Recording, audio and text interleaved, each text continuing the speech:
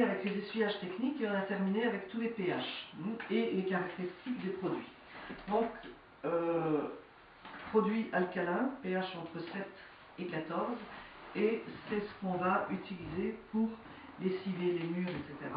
Parce que on va casser l'action du chlore. Alors, pour les lessivages, eh bien, on a plusieurs solutions.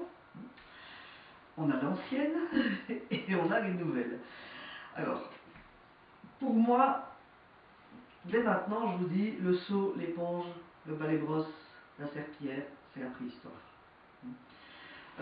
Aller sur un sinistre avec ça, eh bien, les sinistrés ne peuvent pas nous prendre pour des professionnels, parce que d'abord, c'est avec ça qu'ils travaillent eux chez eux, c'est ce qu'ils ont dans leur placard, et c'est vraiment limite. On n'est pas. Voilà. Vous avez un gars qui fait des petits chantiers à son compte, qui a une toute petite camionnette, il a ça. Vous ne pouvez pas vous différencier professionnellement si vous travaillez de cette façon-là. Donc on évite les lessivages avec seau et éponge. Donc, vous avez aussi un problème de sécurité. Parce que les seaux, ça ne demande qu'une seule chose, c'est à se renverser. Vous travaillez avec des serpillières, vous envoyez les saletés autre part et vous redéposez. Vous allez avoir un problème d'incrustation d'essuie, on va voir pourquoi, c'est-à-dire que dès qu'on met de l'eau, même avec un très bon produit sur de la suie, la première chose qu'on fait, c'est l'enfoncer. On va en enlever une partie, mais on enfonce beaucoup. Et c'est vraiment une efficacité très réduite. Quand vous travaillez avec le seau, l'éponge, la brosse, sur un mur, qui travaille, c'est votre bras, c'est pas le produit. C'est pas. Voilà. Donc, nous, on propose de privilégier la méthode mousse parce que c'est ce qui va le mieux. On va voir pourquoi. Souvenez-vous du cercle de Sinner dont on a parlé hier.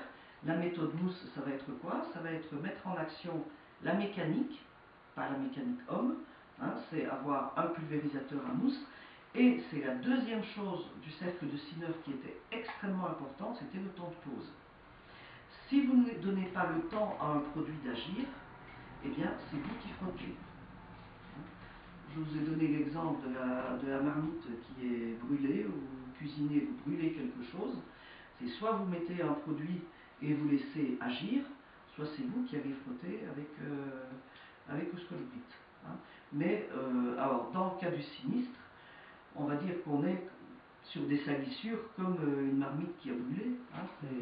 Ça a brûlé avec le feu. Il vaut mieux laisser le produit agir.